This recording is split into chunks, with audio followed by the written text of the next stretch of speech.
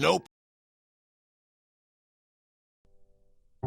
It's Thanksgiving. That means within a few hours, if not already, the lines will begin to form outside every major retailer across America. Tension will be high and chaos will be brewing amongst every consumer as they plan their various strategies. If you also plan to be amongst the crowd this year, let's hope that your experiences are better than the people in these 3 true Black Friday stories. Number 1. Posted by Reddit user CHNO Junkie. Please note that this encounter was posted by a female. So, when I got my first job at 17, I worked at a kiosk in the mall that sold phone cases. The weekend of Black Friday, we brought in 2 employees from another location to help our numbers up because we were the company's newest location. From the moment Manny, one of the borrowed employees, introduced himself, I felt my skin crawl. There was a pushy, false friendliness about him, and he kept making a big deal about how he was a prisoner of war, as if being in a scary situation like that was something to brag about. Manny, who was 44 at the time, was very condescending toward me and acted as if I was incompetent solely because I was a female. Immediately upon arriving, without having asked me how long I had been working with the company, which was a couple of months, he assumed that I was a new employee. He told me that my job was to shadow and learn from him, and that I would not be selling anything that day. I ignored this as the company was offering $5 cash for every sale made that weekend. Upon observing that I knew how to sell things, he made a remark about my beginner's luck, acting impressed and shocked that I was capable of speaking to customers. I would catch him staring at me during my shift or following me as I circled the kiosk, which made me increasingly uncomfortable. He then asked me about my ring. Oh, I see you have a ring. Are you married? He asked in an intrusive tone. No, it's a promise ring, from my boyfriend, I said curtly, hoping he would go back to selling. He then raised his eyebrows suggestively and added, Ooh, lucky guy. When I said thanks and tried to continue with my work, he stopped me, looked me up and down, and said, No, I'm serious. With a creepy smirk on his face. He started to call me honey and sweetie and would constantly check on me to see if I was okay, sweetie, or if I needed any help. I let the woman working at the neighboring kiosk know what was happening, and she kept an eye out. She later told me that she constantly caught him gawking at me when my back was turned. The next day, he continued to creep on me. He approached me in a hushed voice, forcing his way into my personal space, and remarked, So, I heard you're 17. You carry yourself pretty well for a young lady. He continued to put his eyes in inappropriate places and rattled on about if I ever needed help with anything at all, he was just a phone call away, and how he would help me with anything I wanted. He then sprinkled in more bragging about being a POW and proceeded to slip me his phone number. Like I was supposed to respect some creep that sexually harassed me because I thought he was tough? No way in hell. I later discovered that this creep was not actually a respected POW at all. He was a wanted criminal of war who was using a damn alias. I really wish that my company performed background checks. Number 2. Posted by Reddit user Desiree Ray. I used to work at an extremely large music retail store. Black Friday was obviously a huge day for us, so we had all kinds of shoppers in our store that day. Luckily, it was about noon, and we were in a lull because all the hardcore Black Friday shoppers started out so early.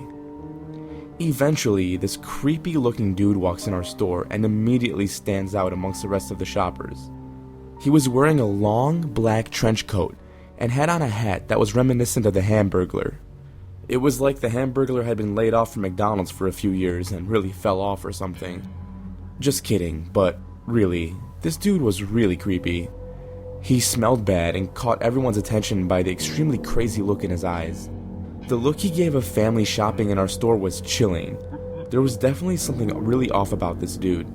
It looked like he definitely hadn't slept in a while and was most likely on drugs. It was our policy at the store to ask people to take off their backpacks and leave them at the front door. If they refused, we would tell them that we had to check their bags at the end of their shopping trip. Well, this dude did not respond well to being asked to take off his backpack. He immediately starts cursing, giving the front door guy an earful of absolute crazy talk.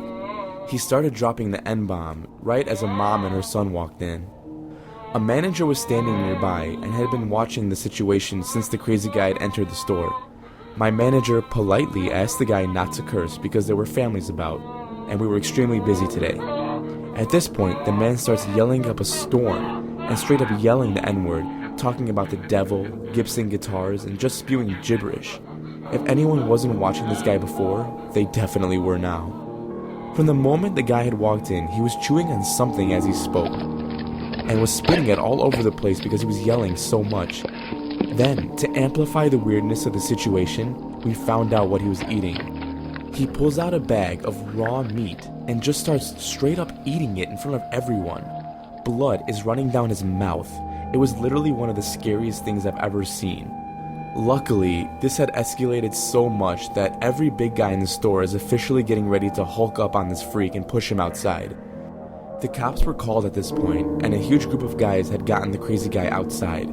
He's screaming and throwing meat on the sidewalk outside, spitting it everywhere. Total chaos. Everyone is just kind of staring at him in bewilderment. By then, he's officially not in the store, so he's not our problem. I think half of the staff, if not a little more, are posted up outside, arms crossed, just ready for this guy to make the wrong move. However, he runs off after realizing the cops are coming, and of course, the cops pull up about 15 minutes after he's gone. When they finally get there, they explain that they know exactly who the guy was, and that there were numerous complaints about him already.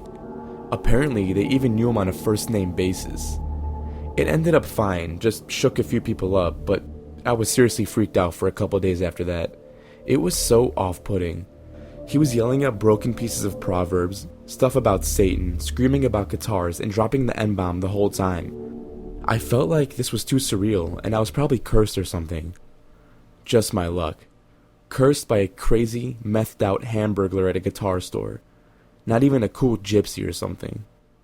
Thankfully I wasn't cursed, and he never showed up again. So, Crazy Meat Man, let's never meet again. Number 3. Posted by Reddit user McJasonCrady. Every year, I always go shopping on Black Friday. I have Thanksgiving dinner, get geeked up on caffeine and Red Bull, and head out. I live pretty far away from any large stores, so I usually head out fairly early. My main choice of shopping on that commercialized hell of a night is Best Buy, mainly because I'm a reclusive teenage male, and other stores don't usually offer deals that can even match Best Buy's. I usually leave around 8 p.m. so I can beat the crowds and get to a good position in line. I never really encounter any traffic that is bumper to bumper, but it's usually somewhat crowded once I near the city. It's never bothered me though, because the night is usually a good one for me. Don't ask why, I don't even know myself. On this particular trip, I was aiming to buy a 52-inch plasma screen TV for about half off.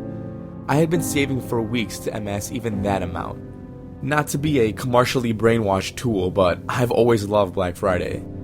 I arrived at Best Buy around 9, and there was already a large crowd formed. I did manage to get a good spot for the TV I was wanting, so I was happy. I sat around for a while, napped a few times, browsed Reddit on my phone, and whatever else I can do, while I waited for the time to pass. At around 2 a.m. is when I had the encounter. At first I thought it was from a lack of sleep, but it was too surreal to be sleep deprivation. We were given a bathroom break by staff, and while I was taking a piss, the guy urinating in the stall next to me was looking down and crying. I tried to cheer the guy up with a joke and said, "Extends should have charges filed against them for false advertising, am I right?" He only continued to cry harder, and in a hushed whisper he said, "I just want my family to have Christmas this year. But it's gonna be another year of me explaining where all the money went." He resumed his crying, but this time it was deeper. I told him I could lend him a couple of bucks, and his crying stopped. He looked up and turned his head toward me. The sight that I saw was something of nightmares. Behind a deadpan, stone face was a vacant abyss dry of any emotion. Where eyes should be were two gaping holes that looked like they were ready to consume my soul. He was bleeding from several cuts, and the corners of his lips were cracked and crusted with blood. The whole world seemed to be silent at that point. Needless to say, I hauled ass out of that bathroom immediately, and I returned to the line I was waiting in. I tried to get some rest, but I couldn't fall asleep. That man's face was burnt into the back of my mind. Everywhere I looked, I saw his face. It wouldn't leave me alone. The night passed without any further disturbances from the man, and I was ready to get back home. I walked out with my TV and headed to my car. I opened up the back, slid the TV in, and headed back to the front. I jiggled the door handle and realized it was locked, so I reached into my pocket and grabbed my keys. When I looked back up to unlock the door, I saw the man from the bathroom looking back at me from the inside of my car. I screamed and jumped backwards. That's when I realized the man wasn't in my car. It was his reflection.